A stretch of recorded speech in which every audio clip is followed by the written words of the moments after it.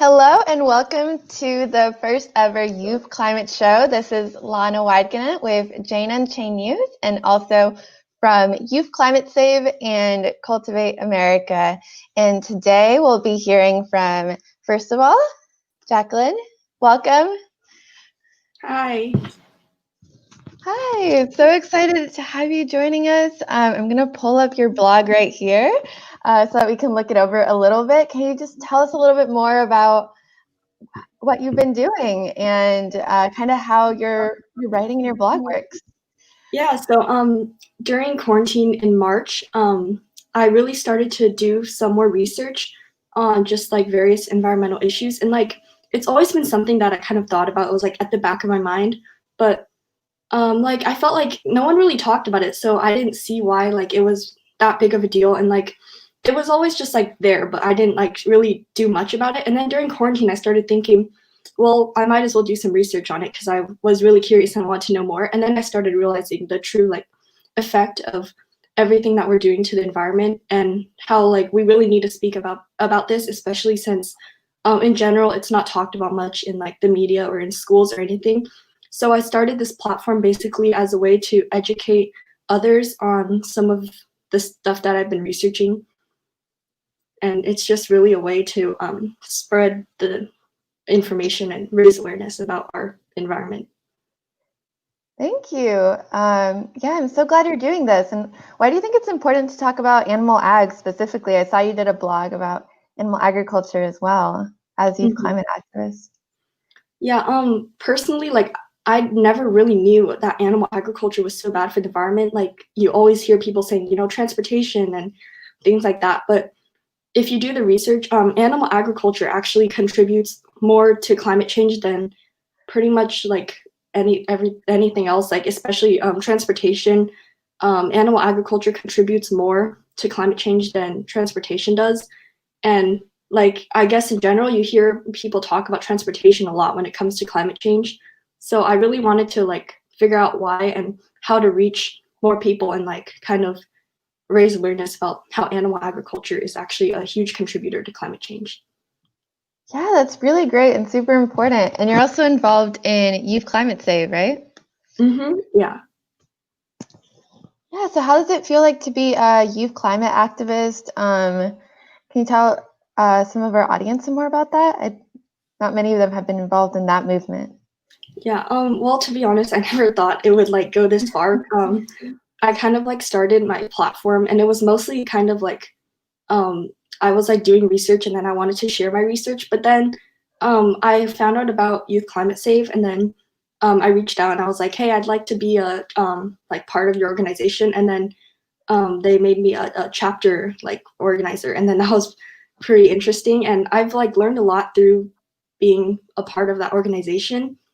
And it's honestly like pretty inspiring to be with so many other work with so many other young people who are just like me and like really care about our environment and like help our future.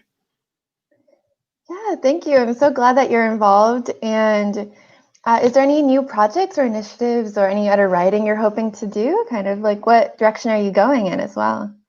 Well, I live in California, specifically Northern California, and right now we're like having a lot of really crazy weather, kind of after Yeah, there's wildfires, lightning strikes, and everything. So I think my next move is probably going to be to raise awareness about that. I kind of already done a couple like blog posts and Instagram like posts highlighting that, but I really want to like raise more awareness and hopefully shed some light on the fact that this is like a direct result of climate change. right, right. Have you looked into the Amazon forest fires at all and what's going on over there? I think that's really related to a lot of what we talk about too at Youth Climate Save, right? Yeah. I'm going to put in the comments for anyone watching Jacqueline's website, her blog, and her Instagram. So you can definitely check that out and learn some more about what she's up to and follow her and support her there. You can see here, there's one of the posts about animal agriculture as well, and you can learn more about how that's connected to climate change and why that's so important. Yeah, and can you just tell us some more about your blogs as well, like maybe some of your favorite blogs we can show people, or what you're really excited about. Mm-hmm. Yeah, so on my blog, I have like 3 main categories of like posts. So one of them is eco tips, which is basically like just tips for everyday life, how we can all be, more sustainable. Like I have a post on how to reduce paper usage as a student, things like that, that would like basically how to be more sustainable in your everyday life. And then there's Did You Know, which is like kind of more statistics and like general stuff, like my animal agriculture post, kind of like raising awareness, more like fun facts, I guess. And then there is world news, which is like highlighting what other countries are doing for sustainability. Like I have one on how San Jose recently, or like 2 years ago, paid homeless people to pick up litter as like an initiative to like clean up the city a bit. So those are like the 3 main categories. And then I kind of just like whenever I see like a current event or something that like it would be relevant either in my life or like in general, then I like kind of try to figure out how I can turn that into a blog post. That's so great. I'm so great that you're so glad you're raising awareness about those kinds of issues. And how long have you been involved in climate change and animal ag issues? Yeah, to be honest, not that long. It was basically, it started in March, like with quarantine and everything. I had like a lot of free time and I wanted to use that time to do some research on something that I like really was interested in. Yeah, well, we're so glad to have you as part of the movement now. And is there anything that you're hoping to do also when COVID is over? We have some more time and Yeah, able to organize. Yeah, I want to get involved like outside of just the online kind of community. So hopefully I can, find a way to get involved like in real life. Yeah, definitely. I feel like a lot of the activism has changed since we went online, and everything's kind of just adapted to the situation we're in. So I feel like there's going to be a lot more that we can do, especially in Youth Climate Save, right, where we've had so many new people come into the movement, and we can do maybe something really exciting when we're no longer stuck inside. Yeah, definitely. So is there anything else that you want to tell listeners before we move on to our next guest? Yeah, if you're out there and you're listening and you're kind of like thinking, what can I do to help the environment? Honestly, I would just say to, start small, and, don't get discouraged. And even if you're not able to do, not everybody always supports like activism and stuff. Maybe, your parents might not support you, but there's always things that you can do, and like small steps can already make a big difference. So wherever you're at right now, just keep raising awareness, keep, making small changes in your life to be more sustainable. And yeah, it'll really make a big difference in the long run. Definitely. One of the best things you can do is going more plant-based, or going plant-based if you can. So we definitely encourage that at Jane and Chain News. And also I just want to share some more really quickly before, let me see if I can share another amazing thing that Jacqueline did, which is she also wrote for the Youth Climate Save Medium account, which you can check out some more writings there related to animal agriculture and climate change. So here's a little snippet, and I'll also put that one into the comments as well, so that anyone can check that out. So I'll include that there, and hopefully people can check out the work that you're doing. I'll also include your Youth Climate Save chapter, and I hope that people can check that out and really support young people and the activism that's happening here. So thank you so much again, Jacqueline. Yeah, thank you for this opportunity. Yeah, no problem. We also have Ludovica here, who is also a writer. Hi. Hi, thank you for having me today. It's so great to have you here. Have you been up to? Just holding strong during these tragic times, doing my best to serve my community and share information and just share solidarity as well with everything that has been going on, especially in the United States. Definitely. And Ludovica, I also want to share some of your work on here. I'm going to start out by sharing the article that you wrote for Zero Hour, actually, which is really exciting because, as you might know, Zero Hour has a very large youth climate audience, which is not always focused on animal agriculture or on plant-based issues. So it's really exciting to be able to highlight that. Mm-hmm. Yes, no, definitely. So I am a mentor for Zero Hour NYC, and I really just got involved in the work. And I'm really glad I did last summer during the Miami Climate Summit that Zero Hour organized in the city of Miami before Miami-Dade County actually declared climate emergency, which of course in states that are at higher risk of climate repercussions, such as Florida, was really important. And, I'm telling you this just to let you know a little bit like why I got involved in the movement. I think that probably everyone who's watching this has already a basic knowledge of climate change and how animal agriculture actually affects greatly climate change. And at the time, before I joined Zero Hour, I was actually pretty much like a loner in my work and in my cause. No. I didn't really have a community, of people who truly cared about the issues that I cared about. And I always felt a little bit like an outsider. But I feel that now, especially that everything activism has moved online, it's much easier to connect to a community. So I think that even this broadcast that you're doing today will definitely help people who might feel marginalized and can find their own groups of activists and supportive system, really. Yeah, definitely. We definitely want to highlight, especially the people who are working at the intersections of food and climate. I think that's super important. I really appreciate you doing that. Yes. Mm-hmm.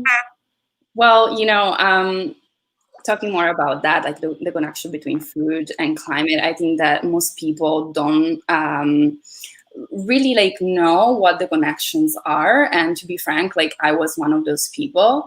I started off my background and my studies as a journalist. I was really fascinated by the importance of delivering news and making big complex,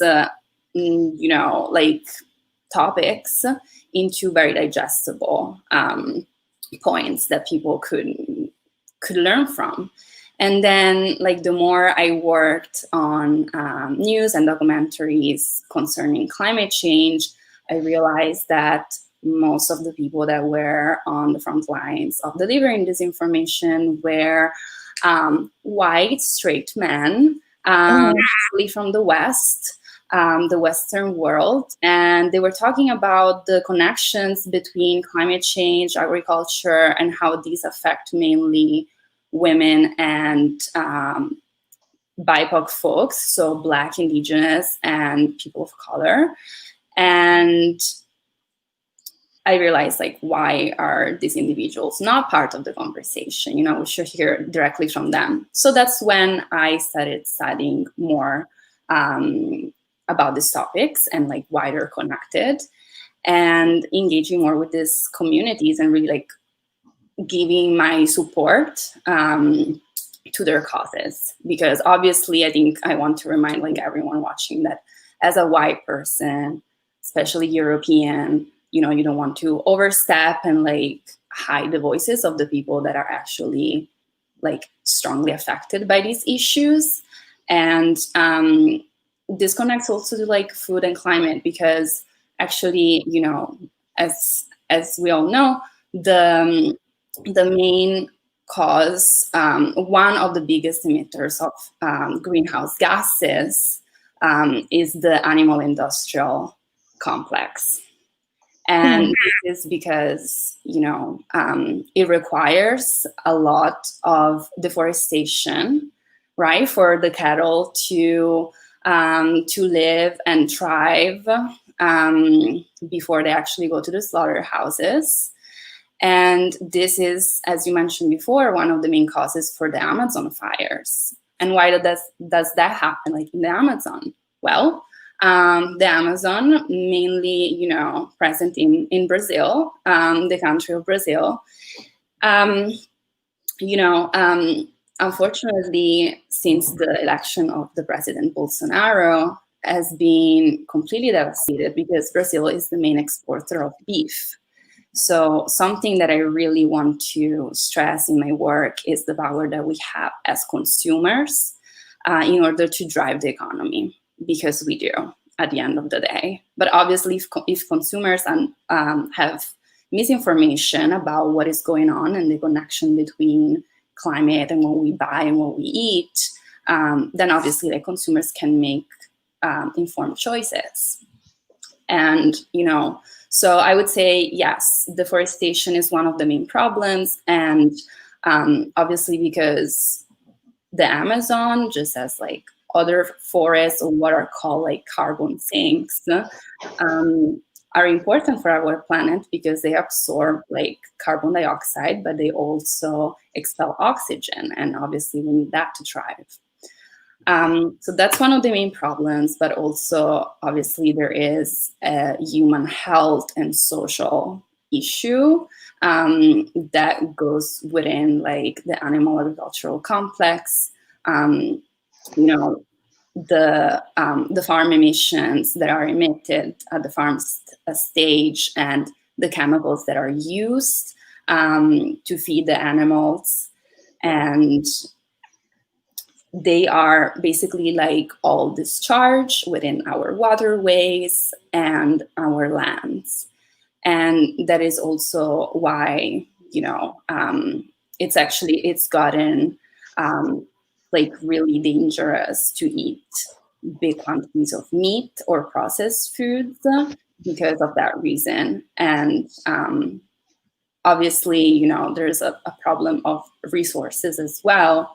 Something that I always like to point out is that just for 1 kilo of beef, to produce 1 kilo of beef, 15,000 liters of water are used. And this is really, if we put that in perspective, there are people who are suffering from like lack of access to water. And we are mainly built of water, and it is like the most important like element that we need to survive. So yeah, I can really like talk about this all day. I don't know if you have questions. No, this is great. Like just giving people information, that's exactly what we need. Yeah.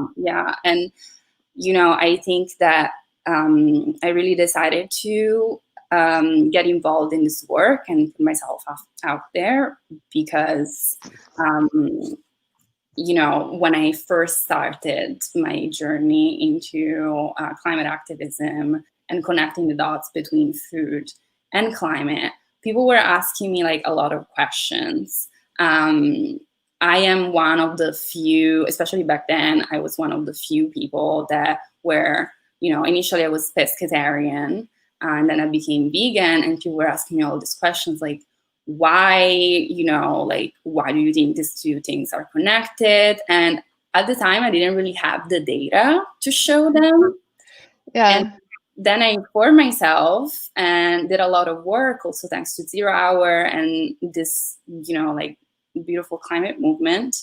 And now when people ask me, I can say, okay, you want to know why? Obviously, because you don't want to represent the stereotype of like the angry vegan, which I think is totally wrong. I get that people are passionate, but if we want to get a message across, we can attack people who have a different point of view. So now I feel more comfortable saying like, these are my personal life choices because X, Y, and Z. So that's why I really care about sharing this kind of information and writing about it and talking about it. Right, definitely. That's so much better when you can just give them the facts. Yes, of course. And, I think that it's it's really important, the type of delivery that we choose when we talk about these things. It's really important to just remind people that they don't have, if they don't want to like go 100% vegan, but just reducing your animal like derived food like daily or like in a week can actually really help even to just lower the demand of animal-based products in our market. And it's important to be flexible. I am flexible myself also, like, with my diet, and I would say like 95% vegan, but sometimes if like, there is an issue or like lack of food or like eat vegan options, like I would go back to like, like I would say like a pescatarian meal. I'm not proud of it, but I need to be flexible with myself. And I think it's important for the people who are around us to see that, okay, she's doing a lot of work, like these are her beliefs, but like she's able to be flexible. And maybe I can be flexible too and help the planet that way, because now I'm informed of why there is a connection between what I buy and climate change. Right. We should definitely encourage people to go as plant-based as is accessible to them. It's not all or nothing. Like if someone says they're not able to go a certain amount, definitely encouraging them to still do as much as they can, I think is really important. And also, we can't ever be like 100% vegan, right? Like some people need medications, different kinds of things. So it's not about perfection. It's about doing as much as we can, right? Absolutely. Yeah, absolutely. Well, thank you so much, Ludovica. Do you have any other takeaways to tell our audience? I'm going to put in the comments also your article for Climate Save that we mentioned, and also your blog and your Instagram. Mm-hmm. Yes, thank you. I mean, so as I was mentioning before, I, especially like as like a white activist within this, BIPOC-centered movement, I usually tend to post a lot of work that is done and has been done by BIPOC folks. I don't like to, like take over and post a lot, but I try to do my best. So perhaps I'm not one of the most active, like I would say, activists in that way. Maybe I should do like a better job at that, but I'm doing what I can according to my moral compass. And I think that like what I like people to encourage, if they want to like look at the articles, I do make a lot of points also about the connection between how this animal agricultural complex and like really the agricultural system in general is connected to like a gender aspect and of the problem that we have like about like gender equality and gender rights. So I think that that's another interesting aspect of it. Yeah, and you talk about that in your Medium article for Youth Climate Save also, that connection with gender, which is also really, really interesting. I encourage everyone to check that out. Yes. Well, thank you. Yeah, thank you so much. I'm going to also thank you, Jacqueline, for joining us today. Thank you both so much for joining the very first Youth Climate Show.